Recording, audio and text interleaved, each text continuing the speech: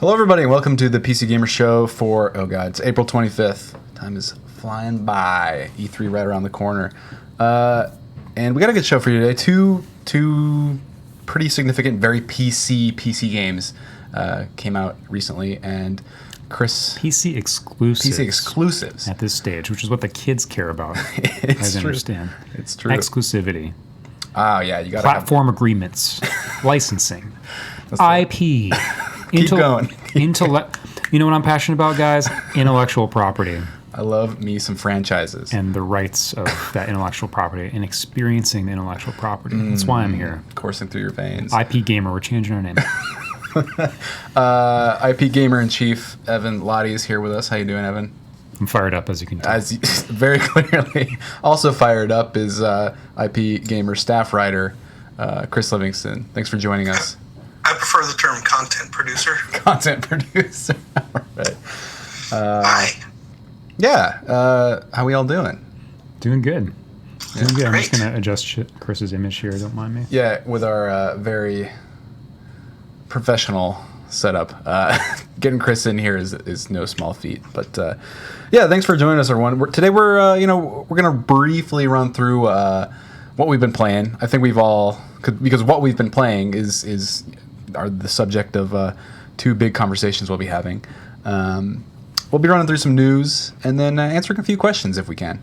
But first off, let's recap what we've been playing personally.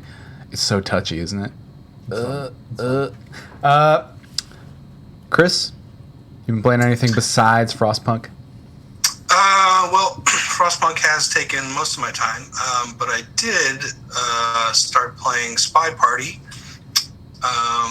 which came out on Steam, I think 2 weeks ago, prior to the playable, in a playable beta form for since around 2013, I think. Quite so long, probably because it's going to be out completely soon. Years passed, and it finally showed up on Steam, and I decided to give it a try. And I enjoy it. It's if you're not familiar, it's a game. One player is a sniper who is looking for an outed cocktail party. There's maybe 20 guests kind of milling around, and you have one bullet, you have one shot to take out the spy. The other person plays the spy, and they kind of mingle with this collection of NPC characters, and you have certain assignments, like you need to place a bug on a guest or swap a statue that's there.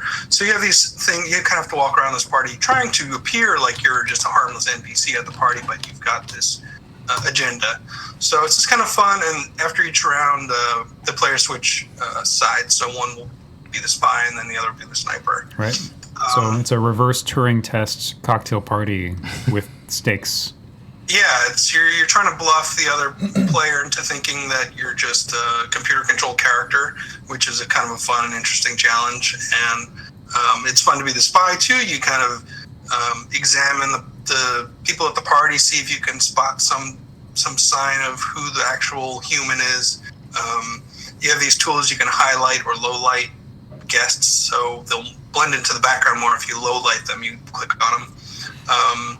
So you kind of narrow down. I think the rounds are about 4 minutes long. Typically, the spy can add time. It's just very noticeable when he adds time because he goes to the window and looks at his watch. But at the same time, other characters will do that too. So it's kind of like about narrowing down the suspects of who it is. So it's fun. It's tense. It's kind of an interesting experience. It's been in development for 8 years, and we've been writing about it for that long, Yeah. Finally on Steam, though. So in early access. In early access. After 8 years. Just- my God. just one guy. Wow. Just one guy. Yeah. But holy smokes. Games. Yeah. I'm happy it's on Steam now. It's easy to matchmake online, relatively. So, broader audience. Good for that game. Excited to see it out there. Yeah, it's not a bad game to play with complete strangers. Honestly, it's Cool. still fun. All right. Anything else, Chris? That and Frostpunk, I believe, were my two recent ones. Cool. And we'll be talking plenty about Frostpunk soon if you're just tuning in. Evan, any games? It's been almost exclusively BattleTech, which I know we're going to talk about later in the show, so I will go deep on that. I'll just give a quick shout out to Dead in Vinland. Dead in Vinland. Which I don't think is a very good name, but it's a pretty interesting game. It's like this, you almost call it like menu-based strategy survival. So you've got kind of these like horizontal scenes, 2D, illustrated scenes. You're this Viking family that like flees your homeland. You're like sort of driven out on a ship. Okay. And you wash ashore on this like new piece of land, and you're trying to survive as a family. And you're basically assigning work, right? And it's turn-based, so it has the feel of like a colony management game or something like that. In that way, is like I'm telling this character to build a lumber workshop. I'm telling this character to scavenge for food, or to cook the food, or to turn potable, to create clean water for cooking and stuff like that, and drinking. Or I'm asking this character to, spend their morning exploring for new territories, or maybe find new characters that we can recruit into our party. They're just sort of managing the food level. There's a combat system that's sort of like Darkest Dungeon. You experience these raids and stuff. So I kind of bounced off it because the game is pretty punishing. It's punishing in the sense that when you fail, you have to there's just like a lot of narrative elements you have to sift through again, and there's not a mechanism for quickly skipping that stuff. Okay. But if you're into Vikings, it's a thing as a theme, right? Yeah. And you're into survival, I would give this game a hard look. I don't know. I was pretty charmed by it. It's, I think it's like $15 on Steam. So cool. Yeah. All right. That's Dead in Vinland. Dead in Vinland. Cool. As for me, I went back to Montana for a week, so I didn't have a lot of games to play. But it was interesting post Far Cry 5 visiting home again and sort of like seeing the landscape, taking pictures, and like tweeting them out. And everyone kind of like, I think there was one I tweeted out. People really thought it was a screenshot from a game. Yeah, that was weird. It was a pretty strange thing. Montana's not real. It's not real. And when I got home, I just kind of dipped into some more Fortnite. Before I left, I finished a review. We reviewed the Battle Royale mode independently of the Save the World mode because they kind of have different monetization schemes and they're totally different games. So kind of an unprecedented thing, but worth evaluating on their own terms. So you can go to pcgamer.com/Fortnite-review to read what we thought of that. And I like it a lot, despite that really steep learning curve for the building system. It's worth putting the time into learning if you like Battle Royale games, because there's such a high skill ceiling for that. And I think it's a little bit more fun to spectate. And we'll get to why in a bit, because I'm going to talk about, I think, Fortnite's first sort of official competitive event. Not really official. Yeah. We'll get to that. Yeah. Besides that, not much at all. So now playing out of the way, let's move on to some big news and then dive into those big games, because I really want to. I don't know anything about Frostpunk or BattleTech. Robots, children working in coal mines, in the snow in a post-apocalyptic like Victorian England with automaton. I mean, both games have robots. That's a piece of commonality. Okay. Right.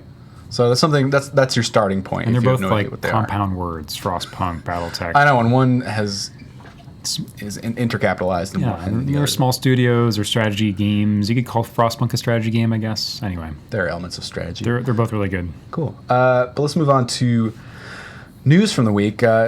Three notable news stories I think stand out to me. The first being that over the weekend, I did manage to catch in my hotel room right before the flight, Ninja, Twitch streamer galore. The face of Twitch right now. I mean, that'll change. At some point. For now, so quickly. But a good friend of Drake and sort of like the person we've attached ourselves to in following Fortnite's sort of, I don't want to say rebirth, but essentially that. Hosted this really weird, in collaboration with, I think Major League Gaming or Esports Vegas, an event called Ninja Vegas 2018, and it was hosted by him and his wife. I didn't know that. Yeah, he was center stage. So there was about like something like seven PCs on the main stage, and something like 75 in the arena.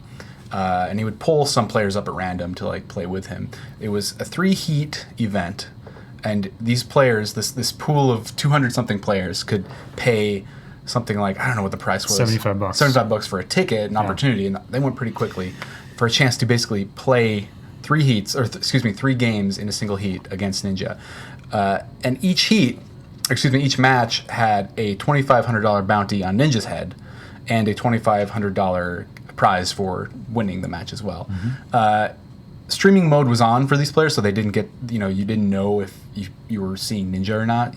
They hid his name, so they couldn't just like headhunt and work together or exploit. That makes sense. But this bounty. So if Ninja won a game, and sort of like set up the expectation that him being at the center of this event, the host up center, on stage, and this bounty on his head each match, also carrying over if he won into a total $30,000 bounty by the end. It was implied that like Ninja was gonna, kick ass. Plus with this kind of mythic buildup we've had of him so far, and he did not. He really did not. He kind of like reset my expectations for what competitive Fortnite will look like and what who the current big players are right now. And I think everyone was sort of deceived by these big streamers like TSM Myth and Ninja and so on. Not like deceptively, but it's just like these are the only people like we've really attached ourselves to. There's a private sort of competitive scene happening on private Discord channels and yada yada, and these are the people who like showed up. Yeah, well, it's interesting that name another esports event that was about a focus on one person. Yeah, there might be something in the console area or in the fighting game community that I'm not familiar with, but it's really unique and interesting in that sense. This is an intersection of like Fortnite doesn't have an esports scene yet. So that's like this is one of the biggest moments in establishing that, even if you think it was clumsy or figuring itself out in that way. And then you've got the most popular streamer on Twitch currently, right? Putting himself at the center of this, and like you said, the event was kind of you were incentivized to hunt him down and knock him out. So I don't know. It's just a weird intersection of all these different issues, and like you said, it kind of ended up becoming a showcase for other players who themselves, a lot of these guys are basically trying to get signed, they're anticipating this becoming a scene, but becoming a widely watched, who knows, esport, and they want to get signed by teams. The teams and scouts that are out there are wondering, who's the best players, or monitoring stuff on Twitch, but they want to see how people can perform in essentially a LAN environment. Yep. So, just a really bizarre, weird premise for a thing, but ultimately, I don't know. You tell me, you watched it. Was it fun to watch? It was fun to watch. It was weird. Another thing was like they were streaming first and foremost from the point of view of Ninja. Yeah. So it's hard to say like how well a real match would watch, but yeah, it was fun. It was fun to kind of like see this guy go up against and like flail and sort of like stumble to find his sea legs like in a live environment under all these bright lights, and he didn't do awful. I don't want to say that, but the first 2 matches, like this guy named Blind just came out of nowhere. First match killed Ninja like in 11th place or something like that. And then went on to win that match. Went on to win the second match too. Third match, we didn't get to see this complete stats for every player. That was not really the focus. But I kind of wonder what it would have been like if he was there for all 9, because he was killing it. He was doing so well. I've got to say, it's going to be interesting to see what we just had PUBG earlier this week announce its big $2 million esports event in Berlin, I believe. I think it's in July. Something like that, yeah. I can't remember.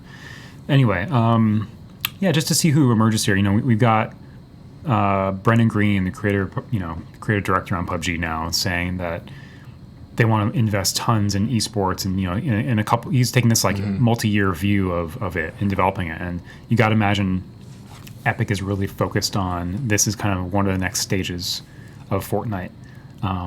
It's going to be interesting to see how the games compete in this space, right? Yeah. And how much of it is going to be winner take all in terms of audience. Because certainly we've seen the focus shift over the past 6 months from PUBG to Fortnite. Not that PUBG isn't the most played game on Steam by far still. Definitely very, very popular.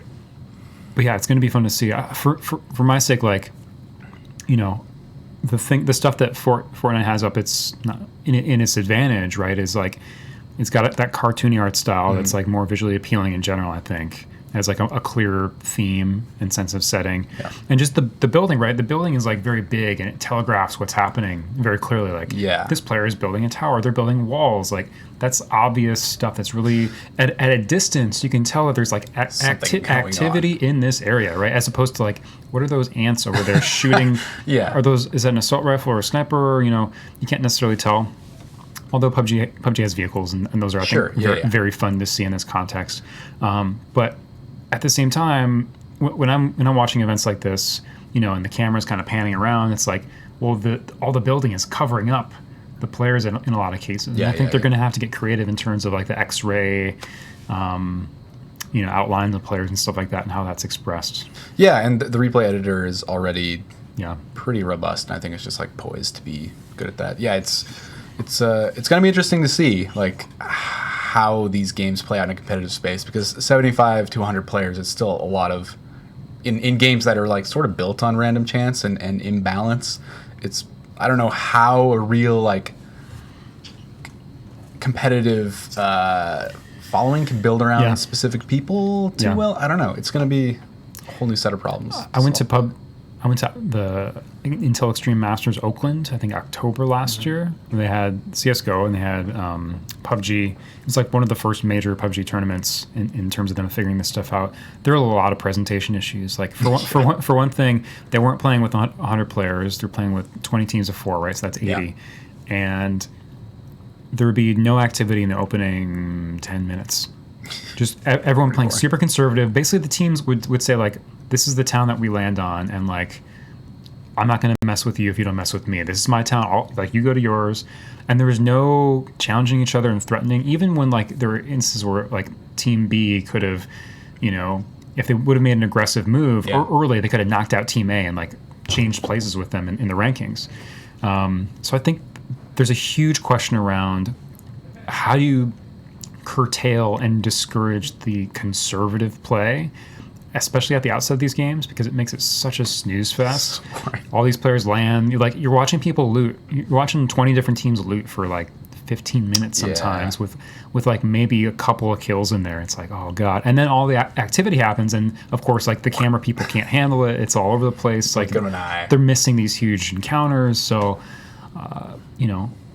a couple of years ago around this time, we were probably saying the same stuff about Overwatch. Oh man, it's like 6-on-6, and you've got all these different abilities, and I don't know. Overwatch League I find very entertaining. It still has its own set of issues. Anyway, it's fun to talk about this stuff. Yeah, for sure. But I hope there's more kind of events and tournaments like that. I think, especially some that focus, like you said, it was from Ninja's perspective, and I think honestly, like that's what I would prefer. Like when I watch PUBG, there's a streamer, Break, who I really enjoy, and he streams a lot, and I like watching him play PUBG or whatever he's playing. And he's been in a couple tournaments that I watch, and it's like sitting there, I'm like, I have no idea where he is. I don't know how they're doing. It's like maybe the camera will show him for a minute, and then it's so like trying to follow a personality or a streamer that you like in a competition is really difficult in a game like that, because you have no control over what you're looking at. Like, honestly, like the whole shoutcasting thing, like I could kind of do without that in a lot of games. I would love to hear the teams talking to each other. I'd like to be able to follow a team and hear what they're saying rather than an analyst kind of filling air. This whole conversation gets simpler because if we're talking about the competition in esports between Fortnite and PUBG, the game that gets an in-client spectator mode first wins, I think. You know, Yeah. like, because it solves that issue of, oh man, the big tournament's coming up. I really care about this player or this team or North America or whatever, or China. You know, like, having an in-client spectator tool allows you to do that. And especially if they can do some aggressive time delay, that's going to allow them to bring in voice chat potentially. Yeah, I mean, I think Battle Royale is unique among, I guess, in the esports scene, because like we, more than anyone, like any other game, we have a horse in the race that we want to follow. Like, and Yeah. I don't think like it's indecipherable from like a bird's eye. So it's going to be really interesting to see. I'm banking on Fortnite getting it first, because Epic's like cadence with, you know, their updates has been kind of unprecedented. But yeah, time will tell. It's been exciting. One more final bit of news. No, two more. Jesus, that was our first. Is that if in case you were wondering, Dark Souls Remastered is getting a discount for owners of Dark Souls Prepare to Die Edition on PC when it releases May 25th. The caveat is that the original version is being removed from Steam. If you own it, you'll still be able to play it. But that brings up like questions for me, like what happens to mod support? I don't think we've had that question answered in regards to the Remastered Edition. What kind of mod support it will have, or if it'll be a much more locked down package this time around. It's going to be interesting to hear, but I suppose it's good news. So you'll still own it if Yes. it's removed from Steam. It's just being removed from sale. Excuse me, yes. They only want to sell the superior version, which makes sense. Yeah, I don't want anything taking a bite out of sales, so Yeah. makes sense. But we'll see what it I'm does. not to the crazy modding about scene. the remaster. It's obviously a trend that's motivated by new console generations and these like incremental, tiny, in my opinion, upgrades in console hardware. And you know, I don't know. I'm not excited. I don't like Dark Souls though, so It's all right. I'm not a good audience. The you know, it's good for people who have PlayStation 4s or whatever, but PC. Final bit of news: Microsoft blocks El Dorito. And if you don't know what El Dorito is, it's kind of this modified version of Halo Online, which, if you don't know what that is, was a free-to-play version, I think, that was being tested in Russia. Yep. Modified version of Halo 3 being tested in Russia that I think was canned in 2016 or so. But the modding community kind of like took that code and, you know, I think they started their own servers and started adding new maps and started basically reviving this project, because Halo support or Halo games on the PC it's pretty much non-existent since Halo. Other than Forge. Yeah, besides Forge, which is, Yeah. you know, is nice, but not a real, you know, full-fledged Halo experience since Halo 2. I think Halo 2 was the last PC. Yeah. Yep. And even then, I think the servers are shut down for that. So, it's done for.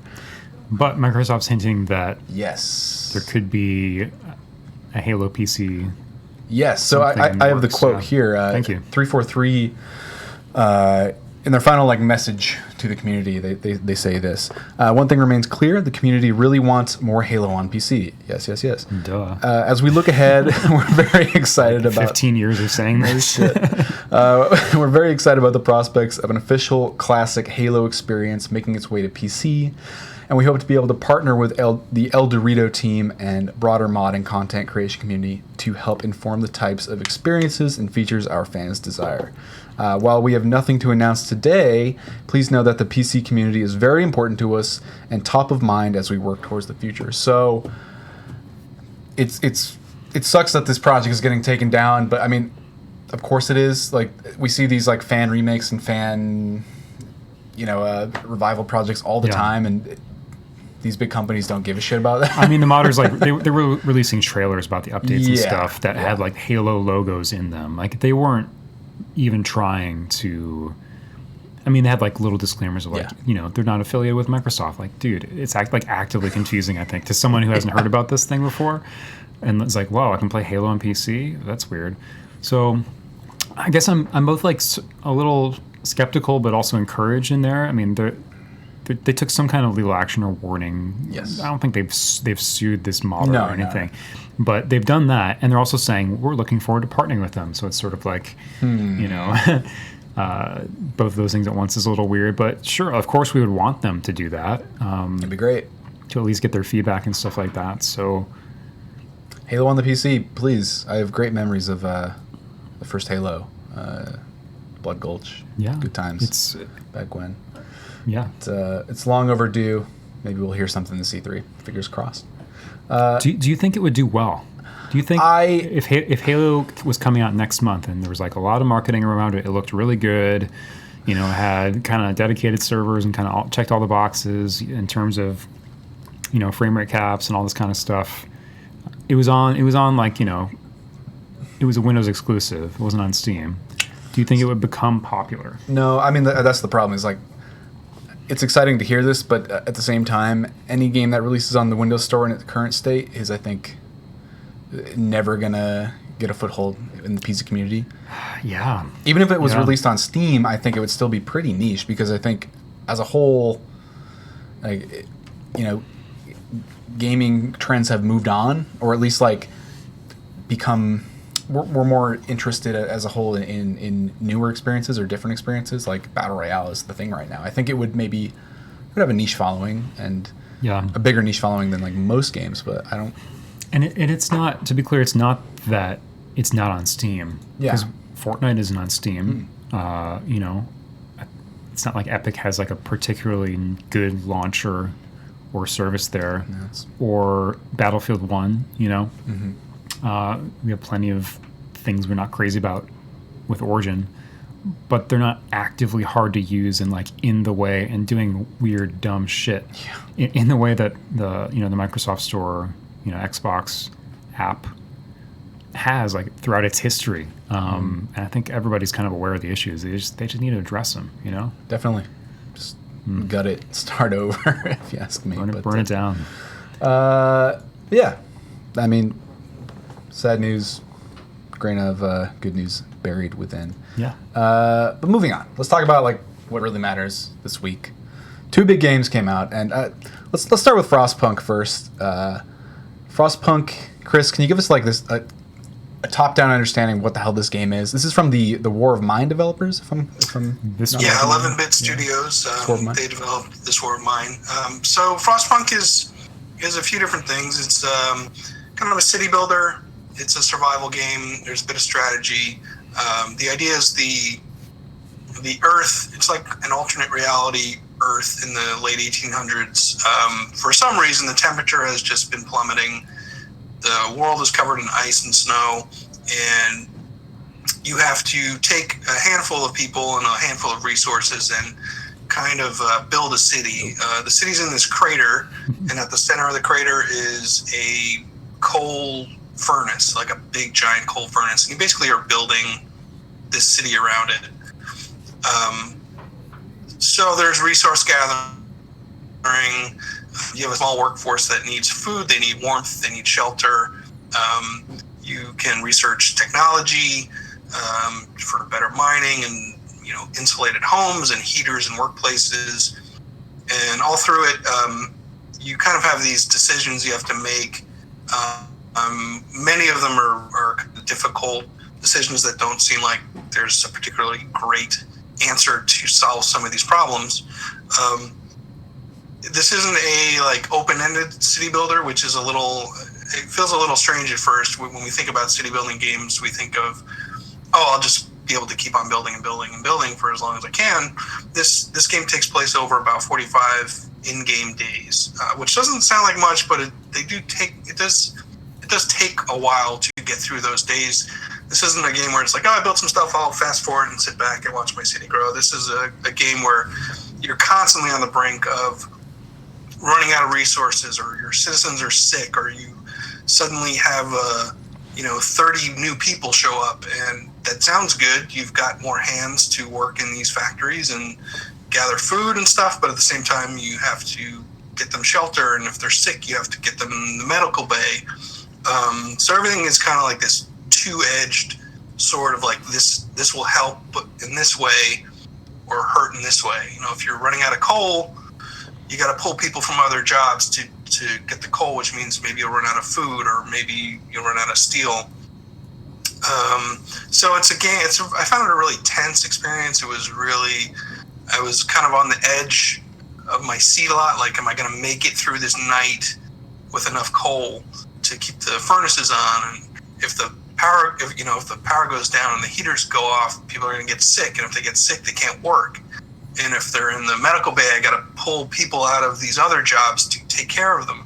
So it's this like balancing act of resources and survival, combined with some really shitty decisions you have to make. Like, will I, I have a shortage of people to do this job. Do you want to have kids try to do the job? And that leads to other things like, oh, this kid was injured. What do? Do you give them the day off? The parents are now mad. They're saying, you have our kids working, they should get more food. Can I take food out of other people's mouths to feed these kids? And it's a game that gives you tough decisions and never really lets you forget them, because they result in more decisions based on those early decisions. I'm just so glad this type of game can exist, be well designed, and be celebrated. And it seems like it's finding an audience. I mean, we only have like a day of information in kind of looking at how many people were playing out in Steam last night. But Chris, one of the things you write about in your review, and by the way, I think Chris's review is, I've been here for 10 years. It's like one of the better reviews we've ever published. It's like really, really great piece of writing. So high five on that. But, Thank you. One of the things you dig into is like how the game with, not simply by being brutal, but how it seems to like subtly, in your case, it sort of changed your attitude around what was necessary over time.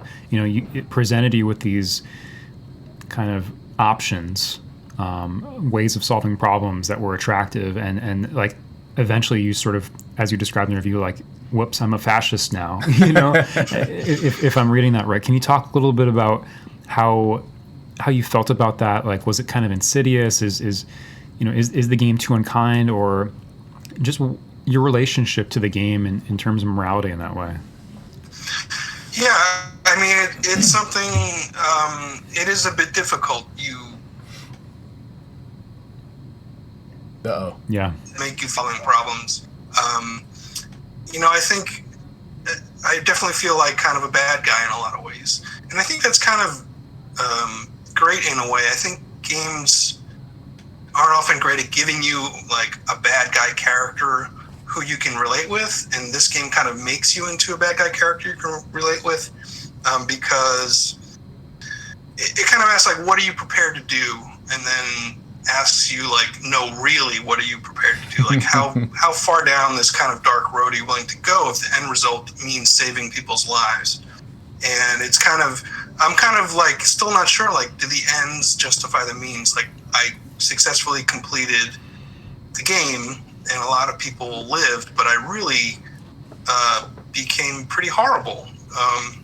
And I think that's interesting. I think a lot of times making the moral choice, the choice that makes you feel like I'm a good person, I care so much. I think a lot of times that choice has such a huge downside for the people you're taking care of. And at the same time, sometimes like the harshest choice, the choice that feels like this is really a terrible thing to do, can wind up being beneficial.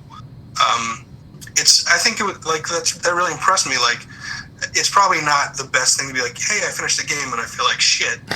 But I think it's pretty bold of a game to do that, to present you with that thing where you don't necessarily feel great about decisions, even if they turned out to be good ones. I don't know. It's interesting. It's unusual, I think, for games to really give you that much to kind of wrestle with.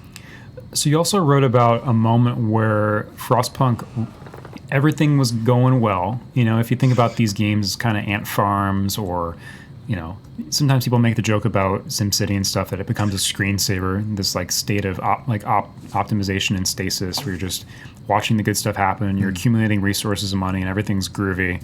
So this is a brutal game, but you got in a situation, you wrote about in your review, Chris, where things were pretty okay, and then it kind of pulled the rug out from underneath you. I know you don't want to spoil what happens there, but That's Yeah, like pretty and, rare. Like I it's can think of a couple games like Darkest Dungeon that just like punch you in the fucking kidney and have no objection just taking something away from you in a way that I would say is unfair.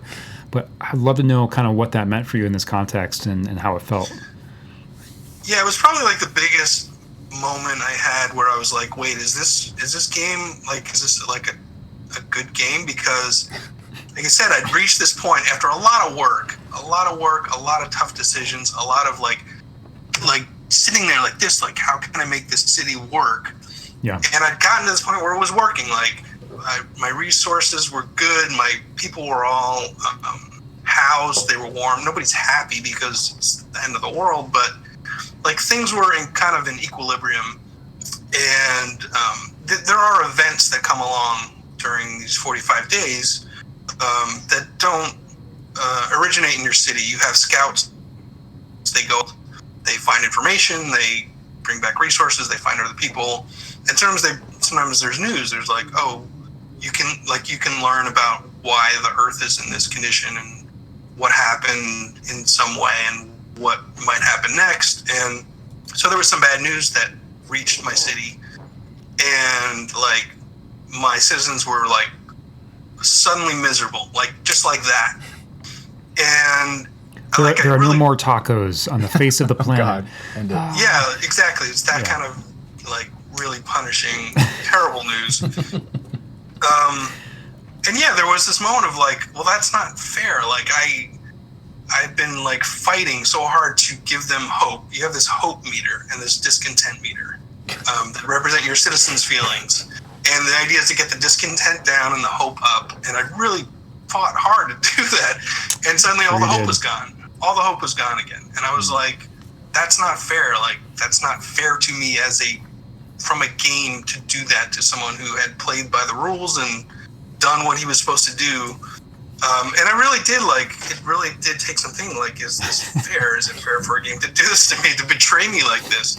I just want to imagine that this event is actually that Twitter meme that was going around like a couple years ago, where it was like, you know, a few years ago we had Bob Hope and we had Steve Jobs and we had Johnny Cash, we had Hope and Jobs and Cash, and now they're all gone, or whatever that meme was.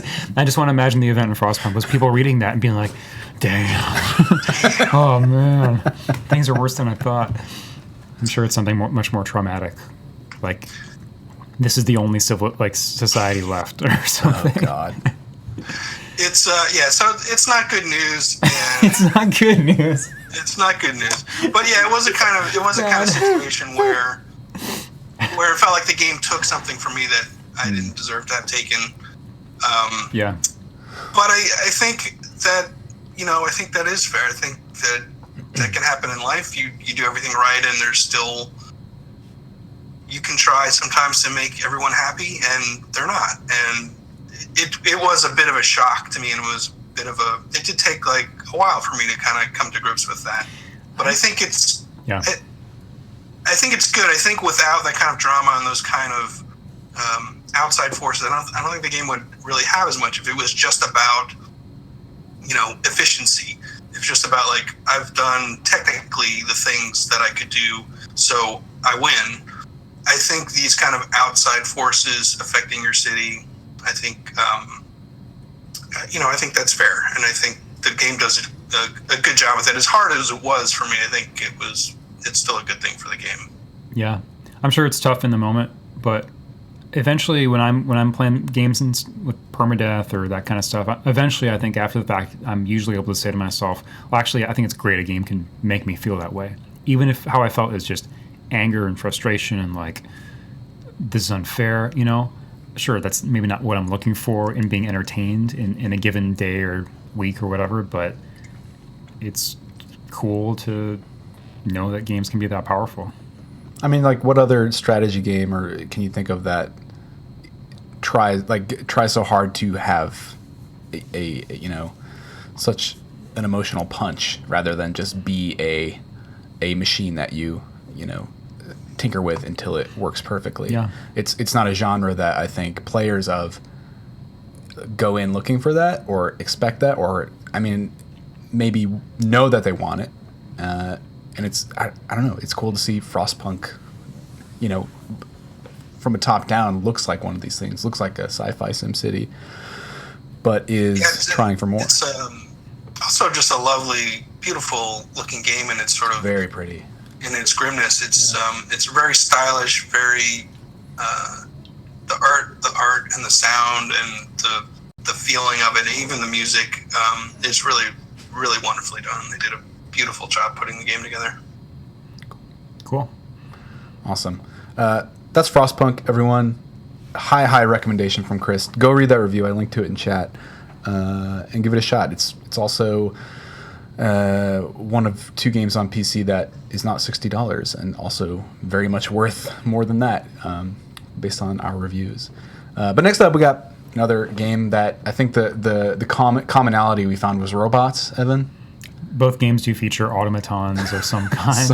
I guess MechWarrior's robots, BattleTech's robots. Tomatoes. They have pilots in them. They're bigger. Cool. Stronger, more guns. So yeah, BattleTech. This is a turn-based strategy game from Harebrained Schemes, the creators of the, not recent, but Shadowrun games. If you played those over the past couple years, the turn-based RPG. They're based in Seattle, and BattleTech. If you're somehow unfamiliar with this, like 35-year-old franchise, something like that. Yeah, it's the same universe as MechWarrior, right? If you played those games in the 90s, or if you play MechWarrior Online right now, that multiplayer shooter. So yeah, it's basically a single player focus. There is like a multiplayer skirmish mode, but who cares about that? It's a single player campaign game, open ended, but with like a big main quest line where you're basically operating like a mercenary company. Okay. In space in the year 3025. So you're maintaining like a variety of mechs out of this like drop ship that you're flying around in space and taking different missions on different planets for different factions. And you're pursuing this sort of like a Game of Thrones style, trying to help this like princess who is deposed of her throne take it back from her uncle. That's kind of the main quest line. And you're this mercenary company that she's hired, and she kind of gives you the biggest and meatiest missions throughout the game. But at a top level, like, it's a really good game. I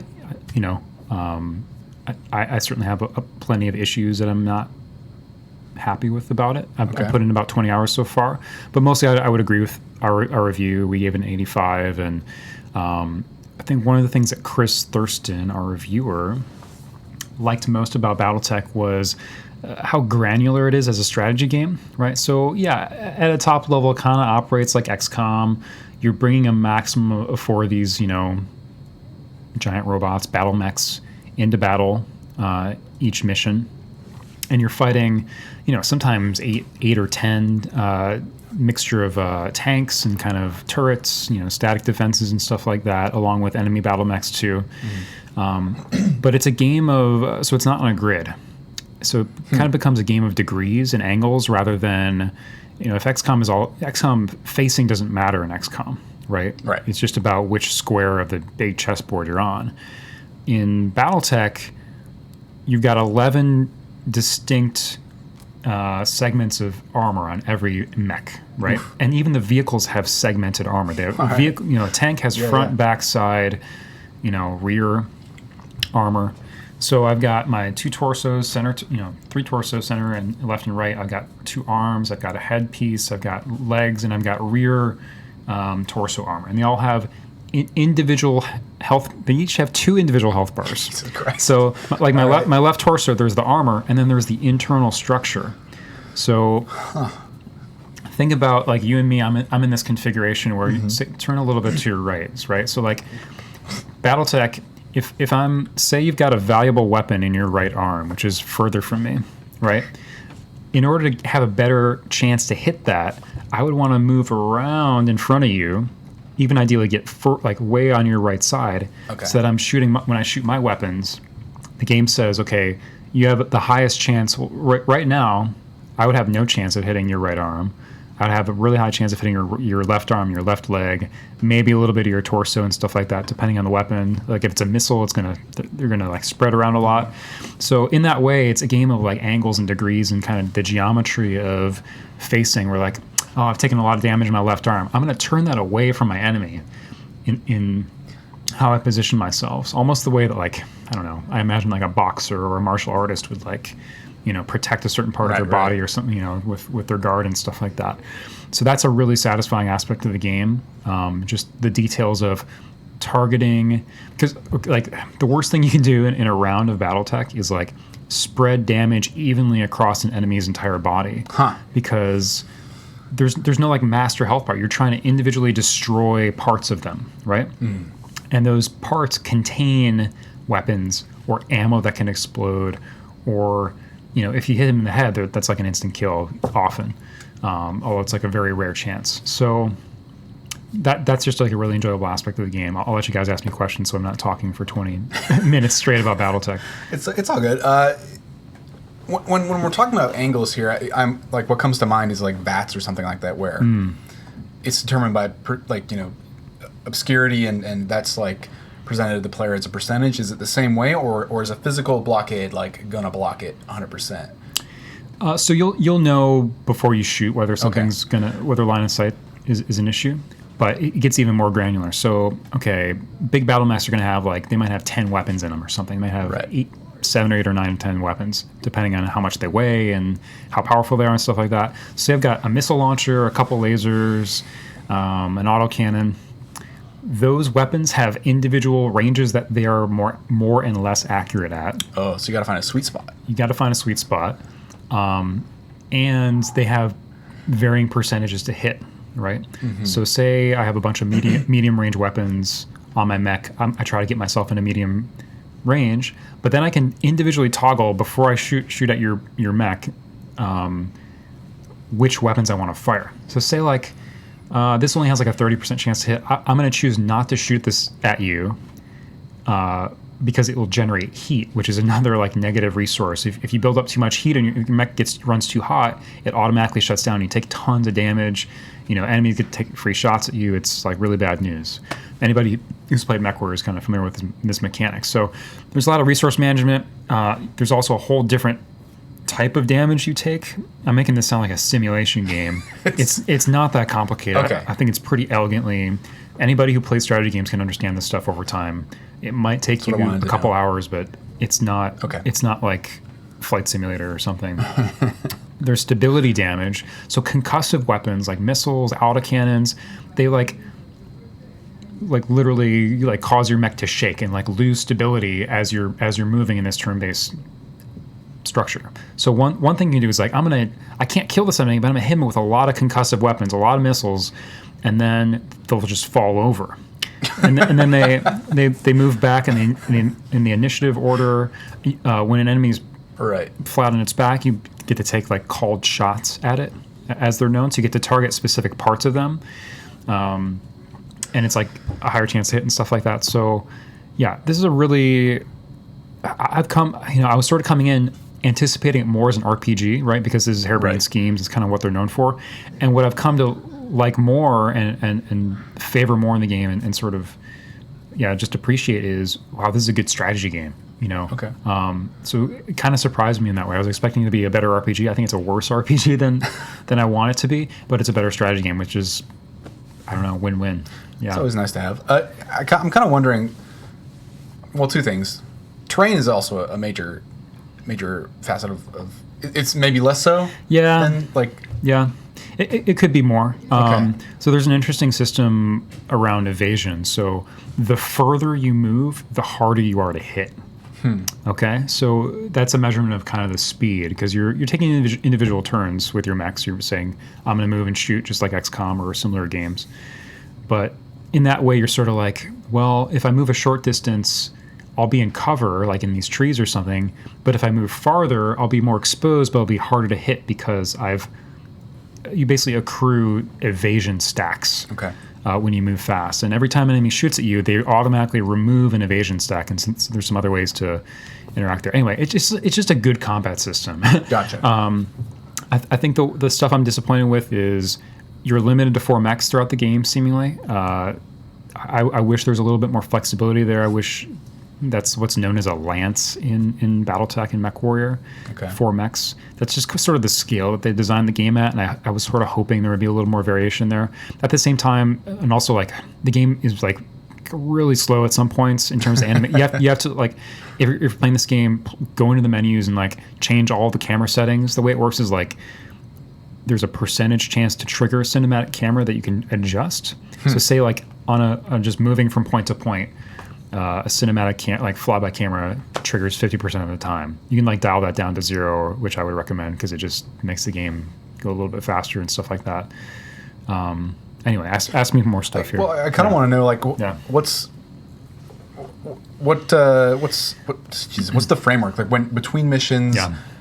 What are you doing? What are you taking away from missions to change your mechs? Are you interacting with characters? I remember seeing brief screens of sort of an XCOM-like base. What are you doing there? And is that stuff interesting? Does it add to the experience? Do you feel like it gives you more control or a better perspective into the world? Yeah. Is that like where you're disappointed in the RPG aspects maybe? All that stuff. Yeah. So you're managing a mercenary company that you've created. You get to name it and assign your paint job and stuff like that, which is nice. But yeah, you're on your ship flying around the universe, and you have sort of a job board for mercenaries and for mercenary work. You can say, I want to take this job. It's offering this much money and this much salvage. So salvage is the weapons, equipment, and like mech pieces that you take back after a mission as like a reward, and then you can use those to build new fancy mechs or plug their weapons into your existing mechs. Okay. But mainly, a lot of the game is about managing finances. So Fun. it's not like a spreadsheet or anything. Don't be scared. Okay. So you're kind of, your bank account is visible in this part of the game while you're roaming around different sections of your ship, like engineering or the mech bay or your barracks, right? And you have mech warriors, which pilot your mechs. You're paying them a salary based on how good they are. They have individual stats that you level up and stuff like that as they get more experience. But then there's like, your mechs get damaged, right? So all the damage stuff, the granular damage I was talking about, say you lose an arm, oh shit, that's going to be 10 grand, that's going to be 100,000. But actually like the bigger piece of management is the amount of time that it takes to repair that stuff. Okay. So it's very proportionate. So if I get absolutely knocked to pieces, but my mech's like hasn't exploded fully, I can repair it, but it might take 30 in-game days to do that work, based on how much I've upgraded my technician and stuff like that. Okay. My mech tech, as it's called, and then you have to decide, well, do I just like scrap this stuff and sell it? Like to sort of like say, I'm not going to spend all the money and time to repair this. It's not worth it. And I just bring this other mech out of storage, right? And then of course, like you customize these mechs individually. You can say like, well, he's got a lot of heat sinks and lasers. I actually want this to be like a missile mech, or I want it to have jump jets so it can like be more maneuverable and kind of hop around like a jetpack basically. Okay. So that's a fun aspect of the game that you don't really have to deal with if you don't like that. But you can be, the fantasy of BattleTech, right, for me is always about being an engineer and being like a fighter pilot, basically, right? The game was kind of born in the late 80s. Like I think of it a lot as like a sci-fi Top Gun. You got all these pilots with like stupid call signs like Hollywood and Maniac and like Those aren't stupid. Those are good. Oh, there's some terrible ones. It's all procedurally generated. I've encountered Trampoline, and one guy in my party is called Sandhog. There's another one who's just simply called Two Dog. There's some like really abysmal and hilarious that's great call signs, which honestly I do have some affection for, but I'm sort of reluctant to bring those people into my squad because it's like immersion breaking.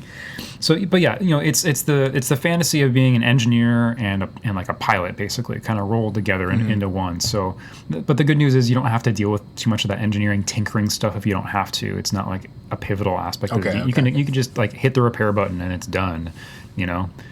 Send me the bill. But yeah, like the RPG stuff, there are some really nice actually like animated cutscenes. Like when probably know the style I'm talking about, where they take concept art and they animate it, right? That stuff is good, and there's a pretty decent abundance of them. You're going to get that stuff every time you do one of these main questline missions where you're helping the princess take back her throne. And there's some voice work in there. But the cast that populates your ship, you'll find some interesting pieces of text backstory that you can dig in with them. But there isn't this sort of like... Okay, the thing I'm most disappointed by is that your pilots don't have a lot of dimension and depth to them. They're truly procedurally generated. They're basically a name, and they probably got like 10 voice actors and voice actresses to record for the game, and it's like, okay, I'm going to generate a new pilot. It's this name, these stats, and voice actor 4. That's a pilot. There's no like Fire Emblem interactions between relationships, or like the characters don't have flaws in that way. They don't like, this character is born on this planet, so when you go to that planet, they have this like moment or grudge or like backstory mission or like what do you call them in Mass Effect? They're like reputation missions. God, you know what I'm talking about. Anyway, so that's kind of disappointing. Like the pilots just kind of inhabit the mechs. They die. They can die, but like I was really hoping for a lot more personality there. One game in this franchise I'm really fond of is called Mech Commander, and the way that they didn't have randomized pilots. They're all like individuals, but they said their own call sign. They're like, Commander, this is Scarab. Commander, this is there's one called Rooster, which is another. Does talk. There's one called Pain God. And it's just like they had distinct voices that were like in line with kind of their personality. And even that game in 1998 like was doing a little bit more than BattleTech does now in that capacity, unfortunately. But at end of the day, like, that's a terrible cliche, but it is a pretty darn good strategy game if you like. What's great about it, right? I think mechs are just awesome little action figures on a board. They're durable, which means that you have these kind of boxing matches. It's like I hit you, and then you like counterattack, and then I riposte. Unlike something like XCOM and like games where you have like flesh and blood characters, it just doesn't make sense for them to take like 5 exchanges back and forth. So you have these little stories and moments where it's like, well, I fired my PPC and I missed, and then like he countered and he broke my leg, and then I limped over on this ridge, and like with my last missile volley, I caught him, and then he got knocked him down, and then this like, so you have these like long back and like stories of combat that have like a beginning, middle, and end. Whereas in XCOM, it's like, well, I moved here and I killed the alien. I moved behind the car and I sniped him in the face, and like gone. That's the story of that combat moment, right? So I think that's really special. So I'm only 20 hours in. I think like only we gripe about these people in the office sometimes. I love every PC gamer equally, of course. Of course. But the folks who are just clamoring like, this RPG is only 40 hours long. Like, I need 80-hour grinds or nothing. Oh my God. Well, guess what? Here it is. Like you can basically, as I understand Sold. You can just grind BattleTech kind of indefinitely. Like you can pursue the main quest line and just like dip in there. I think there is like a ticking clock to some extent. I haven't encountered it yet, so don't quote me too much on that. But you're just getting procedural mission after like you want. Here's an escort mission. Here's a base destruction mission. Here's an assassination mission. Like keep going. Like that's like a bottomless pit as I've encountered it so far. So if you're looking for like a 60-80 hour strategy grind, like that's probably going to be pretty fun along the way, and you're building up this like roster of mechs, this like kind of garage of big stompy robots that you're optimizing. There it is. Cool. Chris, what's it going to take for you to get into these big battle bots? I don't know. I mean, that all sounded like I'm not great with strategy, but I do kind of like. I think when something has a lot of depth, like you were saying about how the mechs are constructed, and you have to worry about how hot they get in there. Like I like when there's a lot of. It almost feels like a bit of a survival type thing, worrying about the internal workings and managing those kind of things. That sounds, for someone who's not really into strategy, that sounds really appealing to me for some reason. It's cool. Yeah, just like. Okay, the other thing I should mention, it's in our review. Chris Thurston digs into good detail on it. but BattleTech has some crazy difficulty spikes. Partly because it has no difficulty settings. You're not picking. Really? You're not picking easy, medium, hard. And interestingly, for this style of game, there's no Iron Man option. It's like a weird omission. It's really weird. So it's on you to kind of not save scum and not kind of cheat there. It's on you to just exercise some restraint first of all.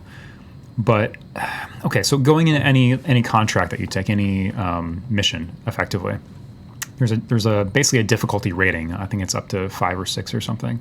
So you're able to say, okay, it's about this hard. You know, I'm gonna bring these mechs based on how difficult that is, or I might take an easy mission thinking that I'm gonna put a less experienced mech warrior in the field to help them gain some experience, help level them up and stuff like that, right? Just like building an A team and a B team in Darkest Dungeon or those style of games, right? It's pretty familiar.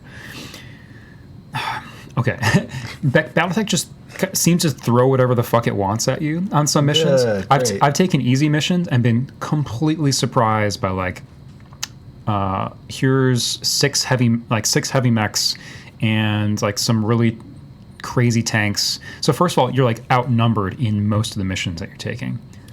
As a baseline, you're bringing in a max of 4 mechs, and sometimes you're encountering 6, 7, 8 mechs. I'm only 20 hours in. It might be more. I don't know. Sounds rough. Probably not, but probably about that much. And then like, you know, between like 2 and 4 vehicles, and then maybe a base defense on a specific mission type. So prepare to be outgunned. And the game doesn't seem to really care. I don't know. I have trouble talking about this stuff because I can't. It's opaque, right? I can't see what's behind like the systems that are generating missions and stuff like that. But in my experience so far, and like the people that I've talked to, our reviewer and whatnot, like the game's not like, oh, okay, you're bringing in like 3 light mechs and a medium. I'm gonna like tone it down for you, and like it seems just not to give a fuck at all. It's like I'm gonna throw what I have at you, but also, you know, like if I do a mission and I fail it and I say, okay, I'm actually going to reload my save. I lost like 3 characters. This is like not doable for me. Sorry. It'll generate the threats differently if you just reload your save, which, you know, has a lot of pros and cons. Unfortunately, I think it encourages people to save scum. You know what I mean? It's so like, they get the right roll. yeah, I mean, so I think that's something I wish they would have at least like built a setting around, or like, you know, like I guess they're using like a seeding system there or something in terms of the mech tables, the enemy tables that they have in their database. So that's an issue. Yeah, I mean, like but at the same time, okay, here's what I also like about that. There's a lot of uncertainty in terms of what I'm going to get in a mission. And I feel like, yeah. So like, is that fun though? Because like, do you want to like be able to properly prepare, or just react? Like, what's more interesting to you? It's good. In these, I think the difficulty spikes in BattleTech and this like, I don't know what I'm going to get when I go into a mission is good and bad. Yeah. Right. Yeah. So there's a really good book. I think I gave it to you a while ago as well. Uncertainty in Games. Greg Kostikian.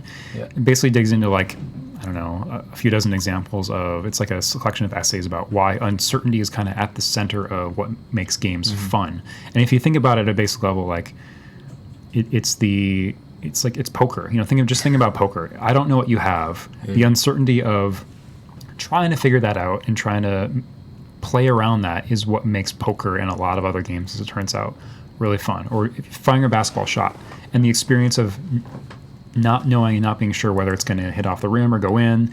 That's the kind of the moment of anticipation and fun there, right?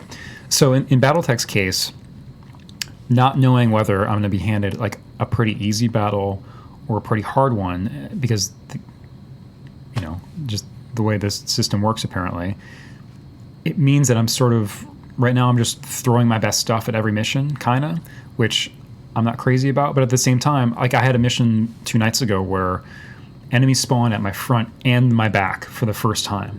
Oh shit. And I was like, oh, okay, so that's like on the table. You know, like the parameters have now opened up, and I have to account for that as a possibility in terms of how much rear armor I allocate on my mechs and like install back there. Like, okay, that can happen, right? And yeah, it does mean like I guess, yeah, one of the more negative effects is it means the game is a little slower. I think you're encouraged to play more conservatively because you're like, okay, around this ridge, is there one heavy and 3 light mechs, which would be pretty manageable. I could just knock those guys out and a couple vehicles, or is it like 4 70-ton whatevers with like long range missiles that I'm like totally unprepared for. The game doesn't really handle scouting that well, unfortunately. Like as soon as like you're within kind of sensor range, the enemies just kind of all come alive and come after you. You can kite in some ways, Okay. but anyway, I'm kind of getting in the weeds here in terms of strategy, but I guess it's just something people should be aware of. Like you're gonna be surprised by like random mission number 12 that I do. Holy shit, just completely wrecked me because I wasn't anticipating that this, randomly generated mission had like the most mechs I've ever seen up until this point. So be on the lookout for that. But maybe you like that sense of difficulty and randomness. If you like that surprise, I mean that sounds like fun. But so BattleTech, where does it kind of sit in your library of strategy games? Like at like the most accessible, like I have 10 minutes. I get the impression that Into the Breach is kind of your jam. Where's BattleTech on this spectrum? I don't even know what the endpoint is, to be honest. But yeah, it's less accessible than XCOM, I think. Yeah. But similar in its format and kind of cadence. Like you're going on missions, you're coming back, and you're like healing your dudes. You're managing the resources. You're upgrading stuff. So it's got that kind of back and forth macro and micro game, which is really enjoyable. But yeah, I think Into the Breach is a fabulous strategy game too. If you're looking for, just like I said earlier, a 40, 50 hour plus grindy if you want it to be, but there's a main quest line if you just want to pursue that. Campaign strategy game with giant robots and sci-fi, like this is it. I mean, we haven't really had one specifically like this in a minute, so this is kind of it. Some performance problems. Yeah, it's nothing too game breaking. It's tough. NVIDIA just released a driver this morning that I need to check out, and I'm really hoping solve some of these issues. But yeah, people are reporting some crashes. I had a couple crashes. There were some memory leak issues and just general kind of slowness over time, it seemed like, which was not encouraging. And just the game not hitting the frame rate you'd expect it to with kind of its appearance. But nothing devastating or like truly disappointing in my experience, just kind of like, a little rough around the edges. And again, I'm super hoping that this driver smooths some of those issues out. Cool. Incoming patches too, I imagine. Great. BattleTech. And it's available to everyone now, yeah. So it's also on Mac, I believe, too. On Mac. If you're one of those people. And it's under $60 as well. So a very potent week for PC gaming. It's 40. Yeah, $40, and I think Frostpunk is 30 and 25 if you already own this war. I mean, this is just the new normal at this point. Like apart from the biggest, EA and even Overwatch wasn't 60 when it released, although it had like a $60 edition with some cosmetics or something. So this is how it is. PUBG 30, race Fortnite, to the bottom play, to some extent. Yeah. But cool. Great conversation about those two games, guys. I'm pretty much sold on both at this point, but I do not have the fucking time. Let's move on to questions. Let's close out with some questions. Yeah. But before we do that, I want to talk to you guys about the PC Gamer Club, because we do take questions from our Discord first and foremost. And the PC Gamer Club is a monthly subscription you can pay to us, $5 or $4 for 2 different tiers. The top tier, $5, gets you an ad-free experience on the site, invite to our Discord, which is like a big burgeoning community. It's a great time. You get a free game each month. You get access to whatever beta keys we have first, if we have enough. And I think we've seen that recently with the PUBG Savage map. We gave some to our club members. We gave Hunt Showdown beta keys to our members. We get them all the time, so it's constantly happening. Yeah. Besides that, high resolution glossy JPEG of Tub Geralt. You get a digital subscription to the magazine. You get we have in-game items for some games now. PC Gamer. Yeah, we're basically building a library of club exclusive in-game items and stuff. So Those are and very it's fun. just a great way to support our work. Yeah. It's like the most direct way you can do that. And again, like Absolutely. the ad-free version of our site, which some people like. So Very great. So we appreciate that. Thanks. Club.pcgamer.com for that. So I'm going to go through those Discord questions first, but if you have any, just tag PCGamer in Twitch chat, and if we have time, we'll get to you. I did get a lot this week in Discord, so I don't anticipate that, but maybe we can save yours for later. Let's open up with, we got a big one, a nice juicy one from Ronder. I'm just going to blaze through it. Do you guys have any? Do you guys follow any Twitch streamers with a degree of closeness? And he says not just any event or e-league streams, but individuals either big or small. How do you feel about the cult of personality surrounding Twitch streamers? Do you think they're a net positive, good, or neutral for the hobby? Would you say that there's a dark side to Twitch in terms of the artificial social aspect, and also how easy monetization is, taking away from diligent and curated gaming content on YouTube, game analysis, lore descriptions, etc.? There's a lot of questions, so no need to get to them all. Thanks, guys. wow. A lot to unpack there. Yeah. And I think Ronder, you kind of answer your own question as you're asking it there a little bit. I mean, you're just grappling with a lot of the, not issues, but just ideas. I mean, first of all, like, I think it's awesome to see this aspect of gaming continue to evolve. I would never say it's like a net negative. No. People expressing themselves, building their own communities. We see some awesome specialists around certain genres and games emerge. So, like, from a viewer or audience perspective, like, you have this amazing choice that didn't exist, 5, 10, 6, 7, 10 years ago, in terms of like who you want to follow, what you're passionate about, what how you want to spend your time, basically in engaging with media about games. And that's awesome. Now, let's see. How do you feel about the cult of personality surrounding Twitch streamers? I don't know. Like, it's interesting. Well, let me put it this way. It's interesting for us to cover sometimes. Let's see, we've written about Ninja maybe 5 or 6 times in the past couple months. And yeah, there's like always going to be people on Twitter or in our comments who are like, oh, another story about an e-celebrity. Please, PC Gamer. And it's like, first of all, like, we publish hundreds of stories a month, and maybe a handful of these will be about people, and a handful more might be about streamers or something. So it's like, it's a really small portion of what we publish. But we write about these guys because a lot of folks are interested in them, and like the bigger ideas that they represent, right? Yeah. Which is, well, developers are designing games based on this behavior now. They're designing games, the UI of games, the reward system in games, like how kind of quickly things resolve and can be presented for Twitch, right? And they're actually building features in a lot of cases. This is a big thing in Amazon, where they have like so-called Twitch integration or live stream integration, where the audience through chat and other mechanisms can influence what's happening in the game in real time.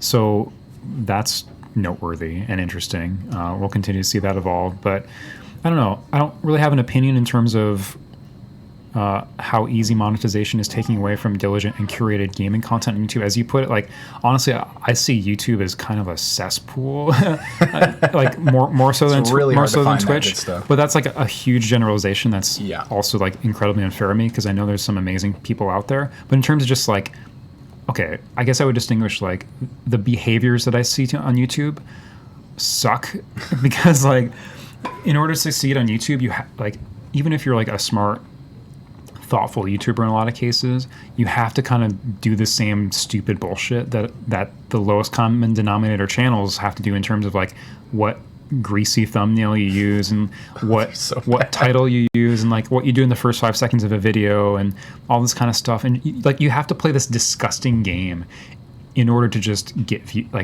exist and like make a living on YouTube. Yeah. Because that's the way the algorithm and like the kind of ecosystem of YouTube operate, in my opinion. And it kind of just sucks to see, especially over the past couple of years, like that platform pulled down. I don't think YouTube cares about community, and you look at all like the Logan Paul stuff this year. Oh my God, like nonstop. They need to get their act together. And Strip Fortnite. and certainly like Twitch has had its own issues around like nudity and like all this kind of stuff. in their terms of service and whatnot. But I do think they care about community, and they care about at this point and their audience a little bit better than YouTube has. Yep.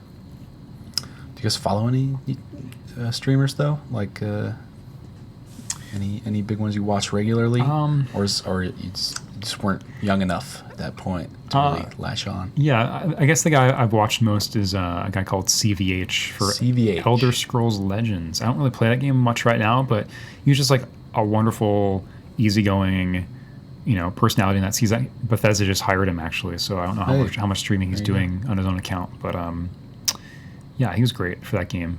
Cool. And I guess a YouTuber streamer, Macy J for Rainbow Six. Macy J. He's just like really talented. It's a very fun game to watch. He could play in the pro people. scene basically, and like on YouTube, his edits are just great. I know I'm gonna get like amazing. I'm gonna learn some interesting like angle from that video just watching him play. Cool. So. What about you, Chris? Ninja. I don't really watch a whole lot of streams myself. I have seen I've seen Ninja play a bit.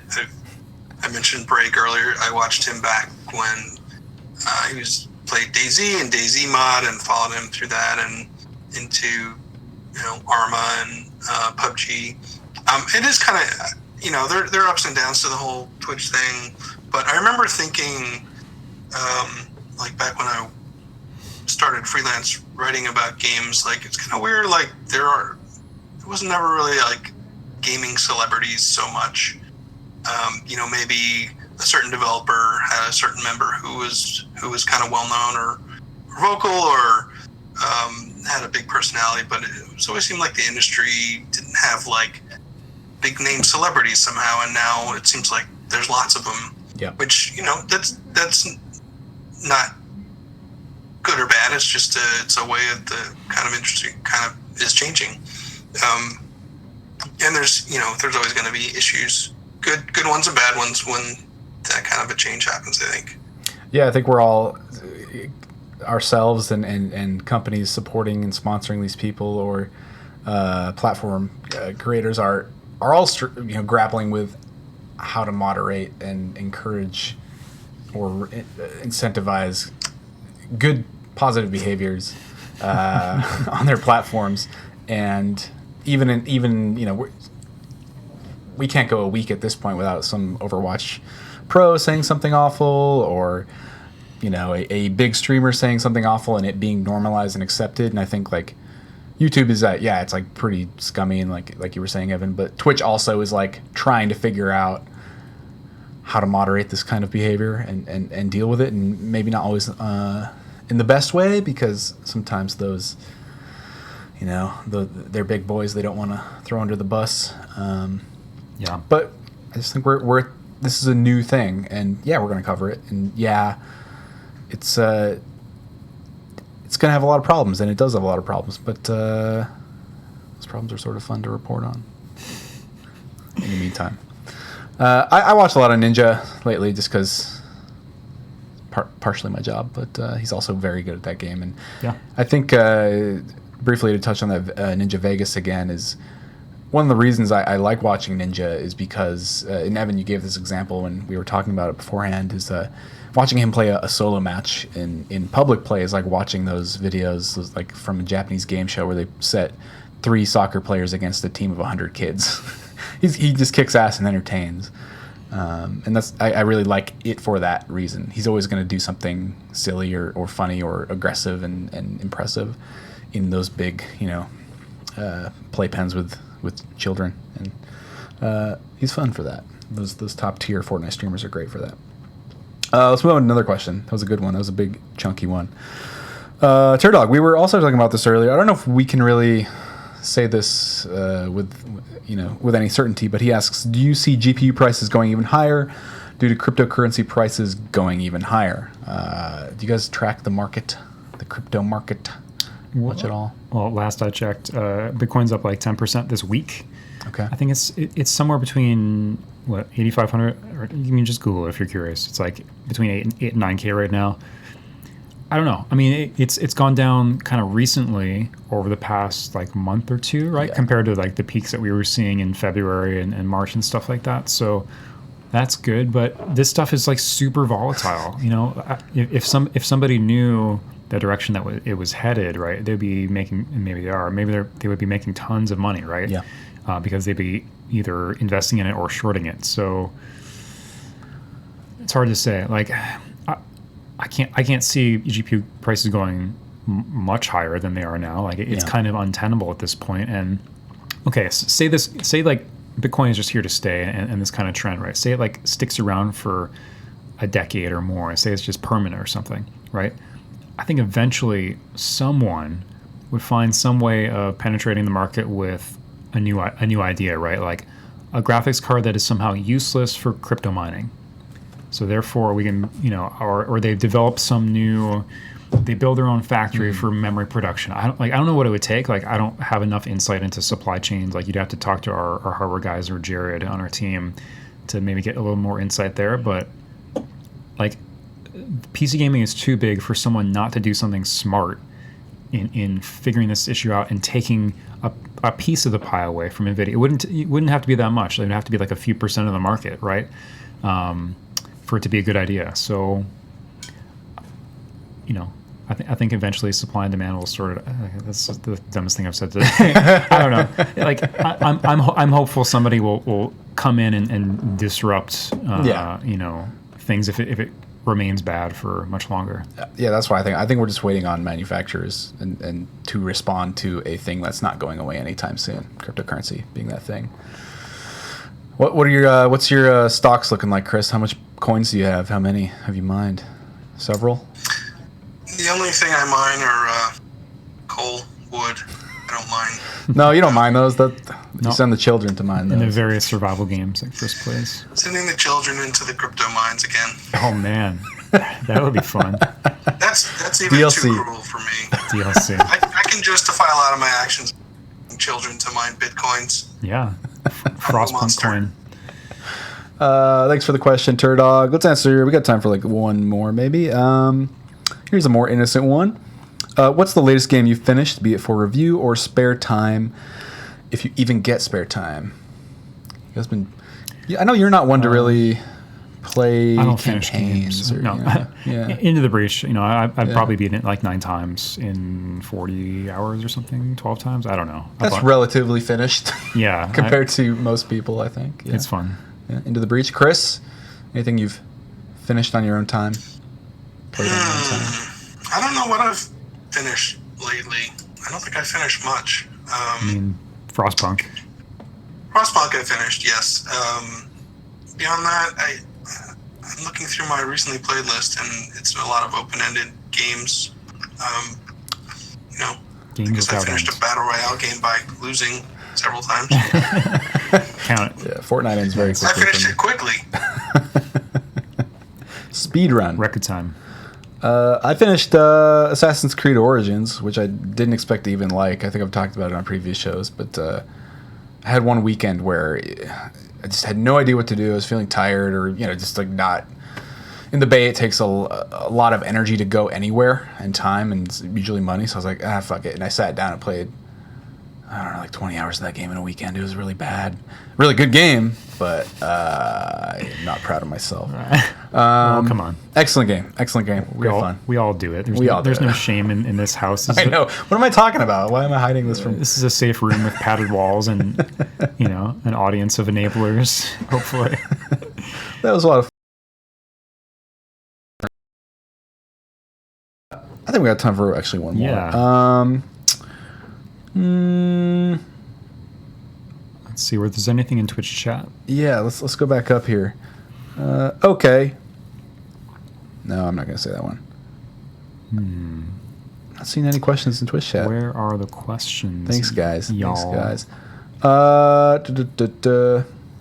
Well, I think we can just end on this one. Reminiscing yet again, because we already answered some of these. I know Jinzad asked us about El Dorito, which we talked about a lot earlier, and DJ asked us about Dark Souls Remastered, so we covered those. Thanks for the questions, though, But anyway. Verandil wants to know, have any of you replayed or watched gameplay of one of your favorite games from the past and felt it was either far better or far worse than you remember? So this is kind of like the rose-colored glasses effect, right? Yeah. Like, oh man, when I was 12, I played, Counter-Strike, and it was the best thing in the world, and then you go back and watch it, and it's like, oh man, those textures are terrible, and oh man, there's a lot of bugs or something. So yeah, what do you have that response to, good or bad?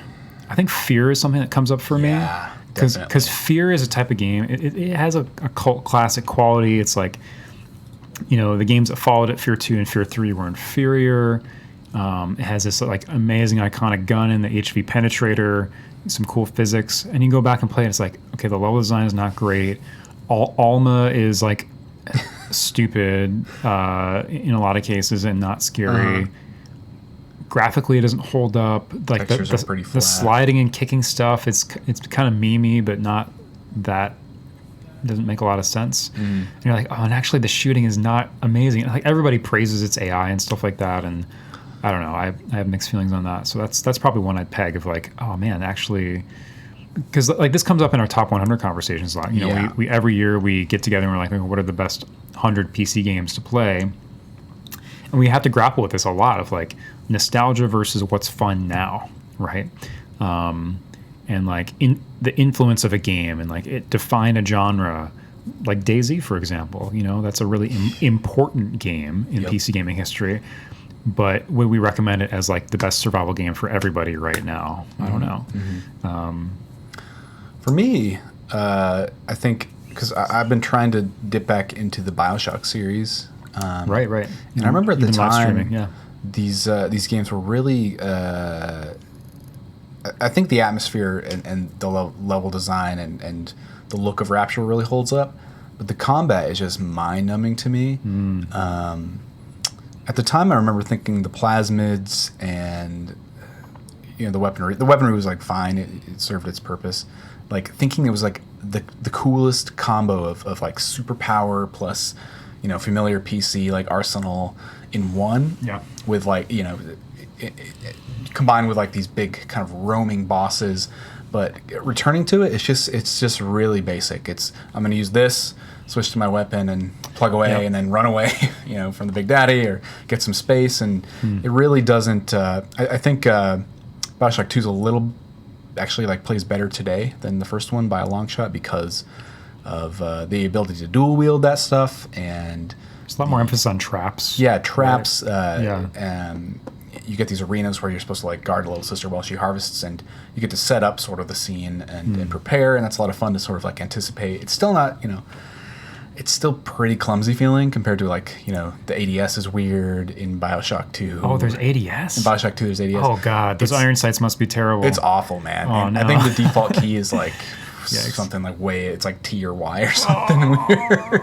Because you have to also be able to switch through all these plasmas. Oh, that hurts me. It's awful, but wow. Yeah, it hasn't really stood the test of time in the way I remember it. What about you, Chris? Actually, Philippa wrote something on Gamer about going back to Oblivion 12 years later and how sparse it feels. And I kind of have to agree. Like, I have so much love for that game. It was a kind of a landmark game for me in terms of RPGs, and every now and then I go in for a little piece. I don't know, to do something kind of goofy, but running around in those cities that it is like you kind of think, where is everybody? Like, where are all those people I remember? And it's just so sparsely populated, and the wilderness just seems like instead of a forest you're running through, it's like here's a mountain, some trees like every few feet, and it just doesn't match the memories I have internally. So that's kind of one. And it's still a game I enjoy, but it's hard not to kind of feel it being kind of dated and not quite as magical as I remember it. 12 years ago. Jesus, man. What year Skyrim was it? 2009 or 10? It must have been 2010 or 11, actually. I think so. God. Wow. Yeah, 2011. I think it was 11. Yeah. Jesus, it's been too long. Well, good answers, fellas. Good answers, fellas. That's all the time we have for today, though. Thank you for all the questions, Discord, and thanks for hanging out while we talk about very cool video games out this week, Frostpunk and BattleTech. Go check them out and check our reviews at pcgamer.com/reviews. You can always catch us here, the PC Gamer Show, at 1 p.m. Pacific time at twitch.tv/PCGamer. You can get the VOD usually the evening of at youtube.com/PCGamer, or you can get the MP3, the iTunes, the RSS subscription feed at pcgamer.com/tag/podcast. We have our whole archive of shows on there too. So listen to the PDF. listen to this. That's the latest format that I have to process. Read the .wav. Yeah, I transcribe these afterwards too. So consume the GIF. We do a stage play. We do. We got a movie coming out. We're really interested in multimedia right now and multi-format. Wait till you see the graphic novel of this episode, guys. Thanks again for tuning in, and we'll see you next week. Bye. Bye.